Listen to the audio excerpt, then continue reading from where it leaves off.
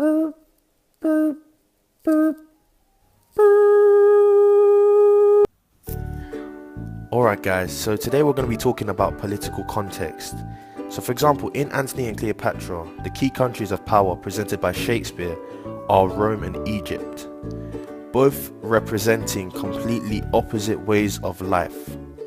However, coinciding with these differences, as the sexual relationship between Antony and Cleopatra grew stronger, as did the tension and political struggle between Egypt and the Roman Empire.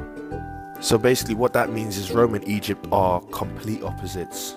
Moving on, we see that Antony and Cleopatra are both influential people in the book.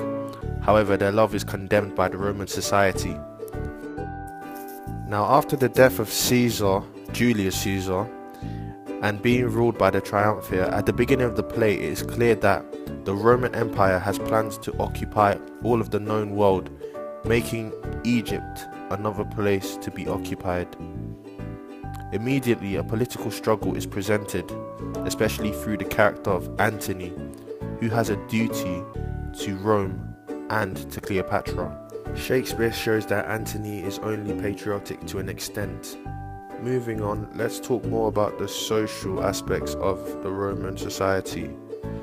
The rich and powerful, known as patricians, governed the city from the Senate. The governing body was voted into office by an assembly of citizens, as well as men of property. This links in very well with imperialism. The upper class Romans believed that they were a superior race amongst the people, and that along as they developed their national faculties better than anyone else, they could remain this way. Romans believed the law should be enforced the same way within every country, as well as governing practices.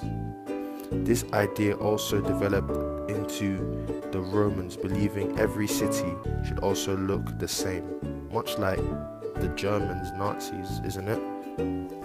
Because anyone living under the superior race of the upper class was considered a barbarian. Moving on to Egypt, the Egyptian society was structured much like the Roman society, except there were a few differences. We begin with the pharaoh, who's at the top of the food chain. In Antony and Cleopatra, this is Cleopatra. Then we move on to below the queen or the pharaoh. Those are the soldiers, who are the normal Egyptians from the Egyptian bloodline. Then we move on to the slaves, who are mostly lower class workers or captured from different countries.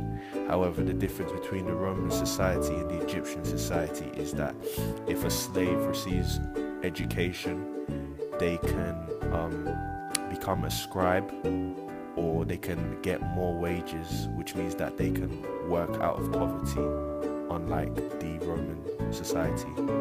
So that's the end.